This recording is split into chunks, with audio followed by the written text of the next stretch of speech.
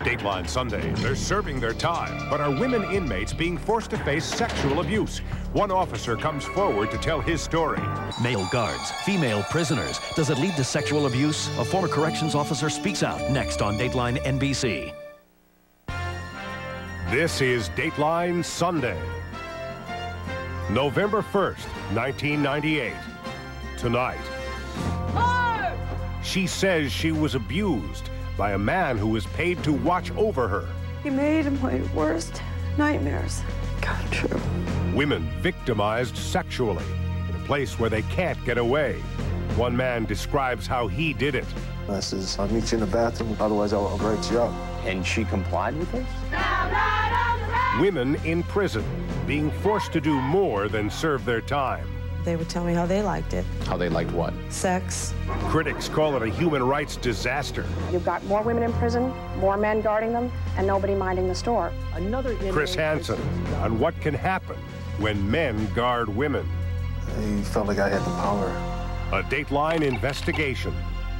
Dateline with Jane Pauley and Stone Phillips, plus Tom Brokaw, Katie Couric, and Maria Shriver. From Studio 3B in Rockefeller Center, here is Jane Pauley. Good evening. It can leave you damaged for life. Just ask women who've been through it. Sexual abuse often takes place because women feel like they're in a situation they simply can't escape. But what if that was literally true? What if the women in jeopardy are locked up and the men who abuse them are their guards? Tonight, how some women say the very laws designed to protect women may be the laws putting them at risk. Here's Chris Hansen with a Dateline investigation.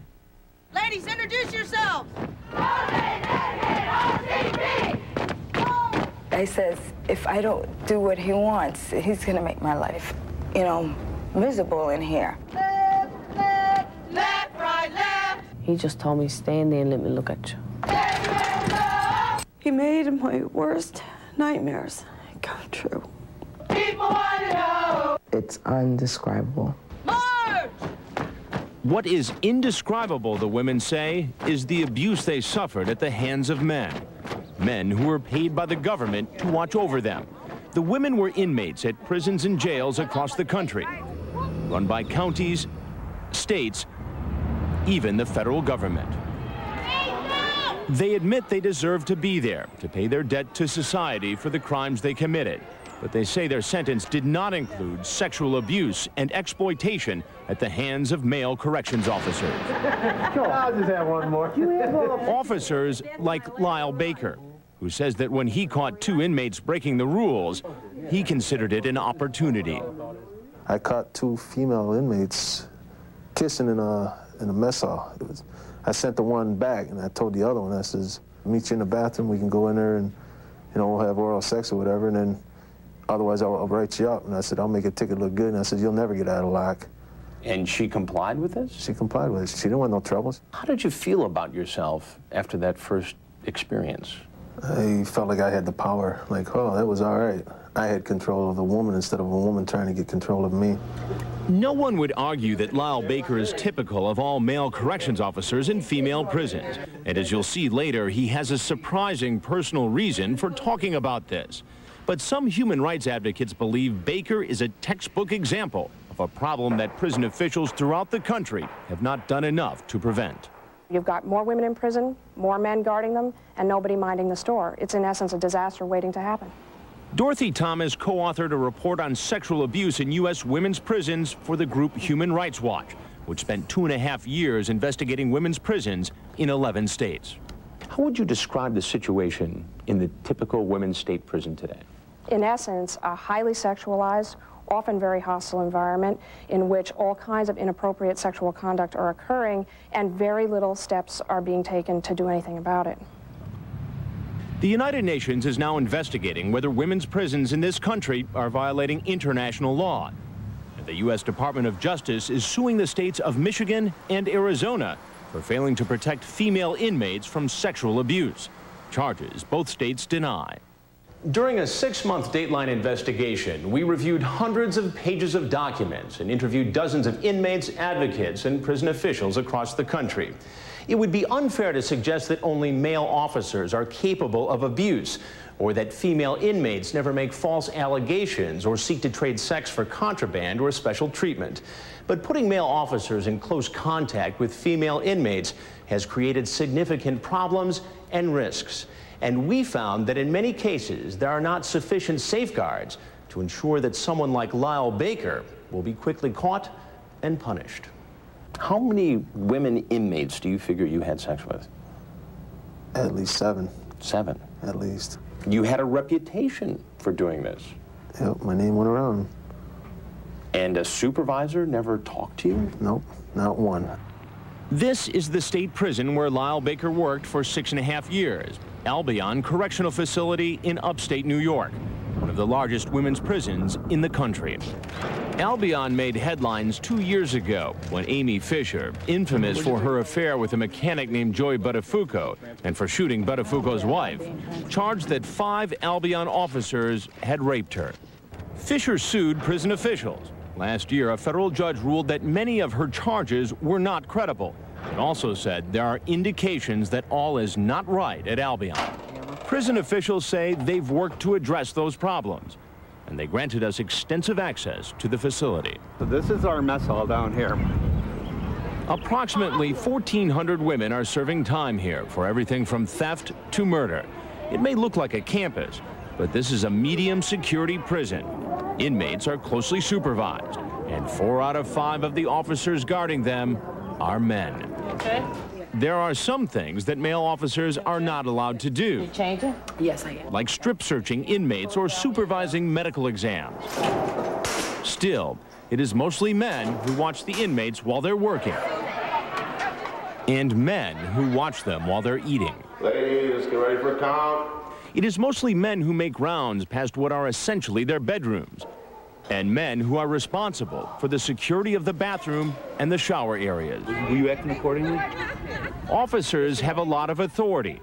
Their direct orders must be obeyed. L2. Why don't you stand over here against this pole for a few minutes? Let me see what I'm going to do with you. Okay, just stand over there. A disciplinary report written by an officer could cause an inmate to lose her work assignment. She's probably going to get it if she does do it. Be locked in a cell 23 hours a day, or even lose a chance at parole. Do your top button and also your cuff buttons. Male officers also pat frisk female inmates. This New York State training film demonstrates proper pat frisk procedure. Notice how this officer presses his hands against this inmate's body, probing under her breasts and between her thighs, looking for hidden weapons, drugs, or other contraband. Because many female inmates have histories of sexual abuse, a federal court ruled that pat frisking by male officers was cruel and unusual punishment in a Washington state prison. But in New York and many other states, the procedure is permitted. They start from your shoulders. But not all officers pat frisk by the book, according to Kathy Tasikas, a convicted robber with prior prostitution convictions.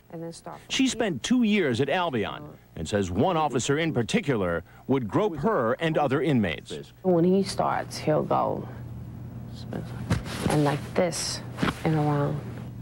This is one specific guard. Right. At Albion. Mm-hmm. Didn't anybody ever complain? They complain, they write him up, they grieve him and everything. But he's still there, still on the job. He's still there. Nothing happened.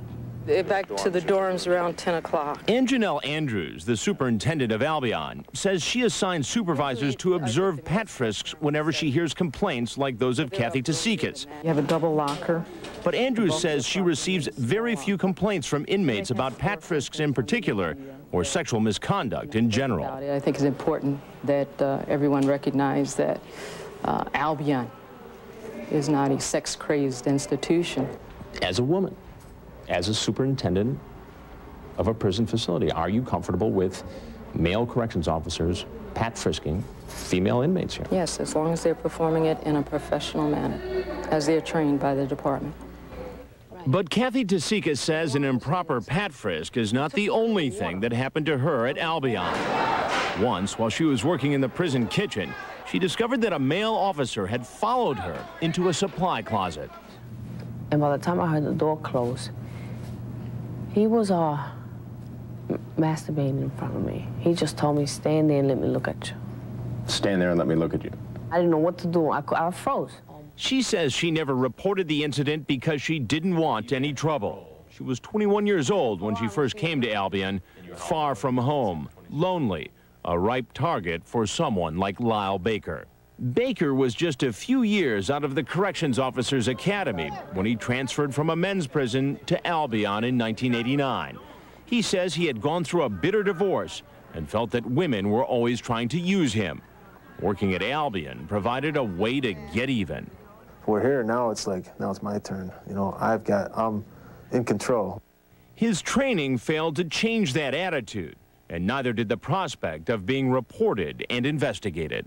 To me, you're going to have to get a picture of me actually having intercourse with this inmate to prove it. Otherwise, it's my word against hers. Why do you think it was that you never got caught? I knew the system.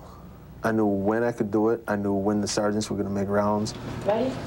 But there was one thing Lyle Baker had not counted on: Kathy Tasikas. And I seen her there. She's a very attractive woman. And I says, hey, you want to start some rumors? I said, let's go for a ride.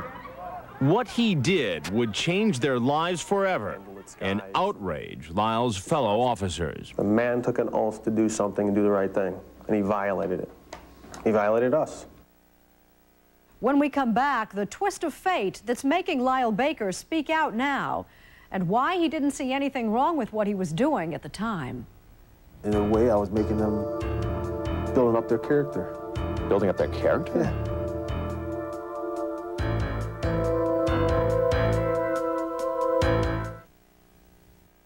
Dateline NBC, winner of 9 National Headliner Awards, more than any other news magazine.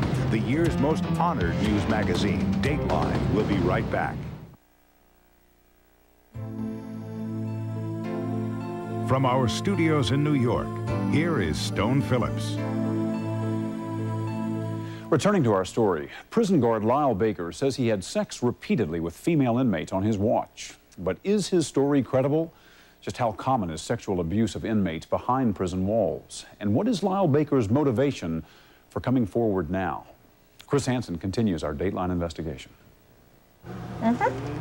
As outrageous as it sounds, Corrections Officer Lyle Baker saw nothing wrong about having sex with female inmates. To me, it was almost like consensual because she was wanting it just as bad as, you know, as I was. Why, because she didn't say no and fight you off? Yeah.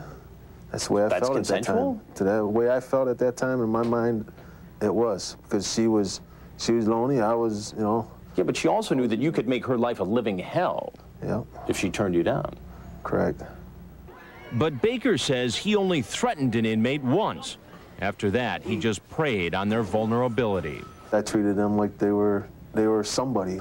You make it sound like you were working in some singles bar as a bartender or something, not as a prison guard. It was easier for me to pick up a woman in there than out on the street. And he says he knew exactly where to take the inmates for sex. Stairwells, supply rooms, even staff bathrooms. In a way, I was making them building up their character. Building up their character? Yeah. They're in jail, they had a rough life, say their father is beating them, raping them, whatever. You know, I'm telling them, you know, you're a good-looking woman, you know, why are you in here? But you're only doing that to have sex with them. Correct. You didn't think that was some form of abuse? No. Only thing on my mind was myself, getting even with a woman. And that's exactly what I did. Prison officials say that they are not aware of any complaints about Lyle Baker and find it hard to believe he could have done what he claims without getting caught. But the question is, why even put male officers in such close contact with female inmates? The United States is one of the few countries that does, according to Dorothy Thomas of Human Rights Watch. In many countries of the world, men are kept out of the women's prisons precisely because the authorities understand the risk of abuse. In the United States, men are allowed in the women's prisons because of our equal employment laws. Equal employment laws, and in the case of Albion, union rules that award jobs based on seniority and prevent the superintendent from simply hiring more female officers. So to anybody who says, hey, look, they can get more female corrections officers if they wanted to, you would say... I would love it. These Albion corrections officers don't think men guarding women is a problem, and they are outraged that Lyle Baker has tarnished their image. I'll meet you in the bathroom, we can go in there and, you know, have oral sex or whatever, and then otherwise I'll break write you up. And I said, I'll make it ticket look good. And I said, you'll never get out of lock. If he wants to brag to everyone that that's what he's doing, there's definitely something wrong with that man. What we've seen on that screen is not the norm. You know, we're responsible people. People like Lyle Baker, they make us look bad. All right, ladies, take it out. In fact, the officers say that they are all well aware that having sex with inmates would make it nearly impossible for them to do their jobs. I think the best line I heard was the first day I walked into Albion. If you have sex with one of them, you better be prepared to have sex with all of them, because they're all going to own you. Because that's where the manipulation comes in, that's where the blackmail comes in. This officer says an inmate threatened to falsely accuse him of sexual misconduct if he didn't look the other way when she broke prison rules. Just try to make things tough for me.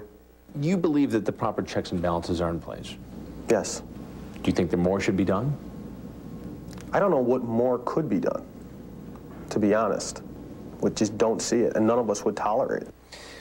But if Lyle Baker had sex with 7 female inmates in the course of 6 to 7 years, what does that say about the system of oversight at Albion, that nobody ever caught him?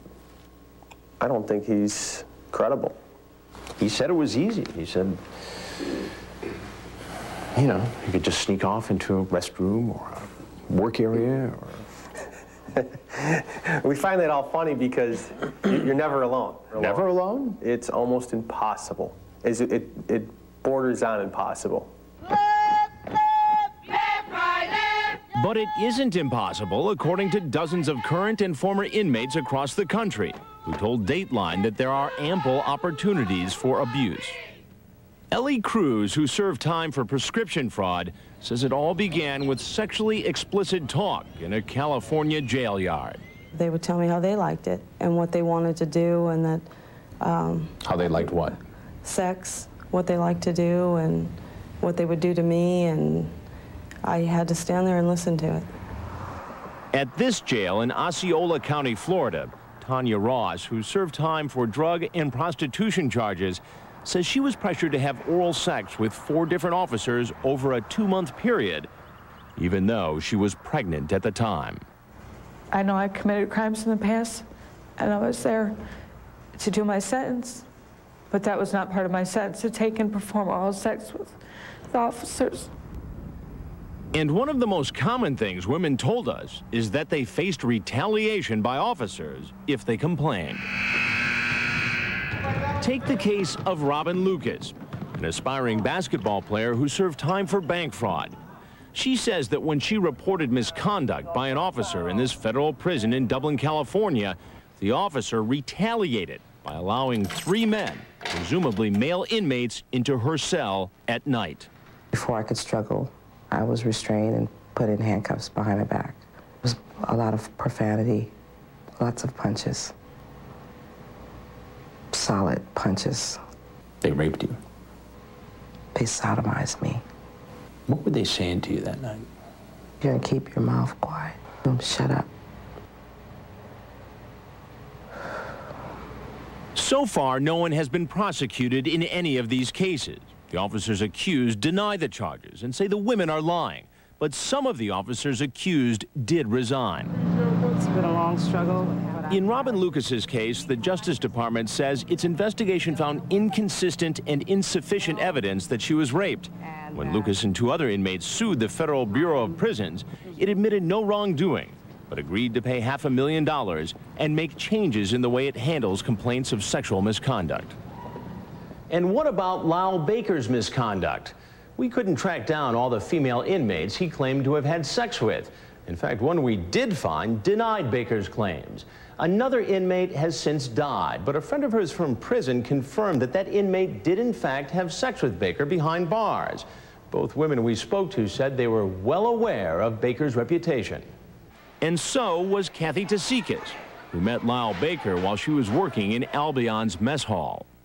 He said, come on, let's go start some rumors. And I says, hey, you want to start some rumors? I said, let's go for a ride. Because I used to deliver food around in a big truck. How close did you and Lyle get? We got intimate, real close. We had sex. You had a sexual relationship? Yes. In the prison? Mm-hmm. Never got caught? No, never got caught. And a lot of people are going to see the story and say, wait a minute, how could this possibly go on in a prison? It goes on. It goes on. Lyle Baker's no longer working at Albion, not because he was caught having sex with inmates. In fact, he was never even reprimanded for that. He was forced to resign in 1996 because he married an inmate after she was released. That inmate is none other than Kathy Tasikas. A corrections officer is not supposed to consort with a former inmate, even if that inmate is his lawfully wedded wife. I had to go to jail to find the person I love. You truly believe that? Yeah. They portray it as being a Romeo and Juliet story. We met behind bars, under candlelit skies, and it's disgusting. The man took an oath. The man took an oath to do something and do the right thing, and he violated it. He violated us. Ready? Kathy Tasikas ended up back in prison. She violated parole by traveling outside of the United States with Lyle. And Lyle? Last time we saw him, he was working odd jobs and hoping that other officers didn't do to his wife what he says he did to so many inmates. Why are you speaking out about this? You're confessing to some things that don't say a lot about your character back then. Back then, my character was bad. And now it's almost like I'm trying to warn these guys, the younger ones, 25, 20, even some of the older ones. Some people are going to see this and say, well, he's pretty self-righteous now that it's his wife in there. Yeah. Only thing I can say is it happened. Males should not work with female inmates. But in the end, is getting rid of male officers really the answer? Not according to Human Rights Watch, which is calling for better training and monitoring of prison staff, independent investigation of complaints, and criminal prosecution of officers like Lyle Baker. Should you have been punished for what you did, having sex with those 7 inmates? Yeah, what I did, it wasn't right. But there ain't nothing I can do now. All I can say is it's going to happen again. Since we completed our story, Kathy Tasikas has been paroled, and she and Lyle Baker are now living in upstate New York. New York now has a law making it a crime for corrections officers to have sex with inmates under any circumstances. According to Amnesty International, all but 8 states have a similar law.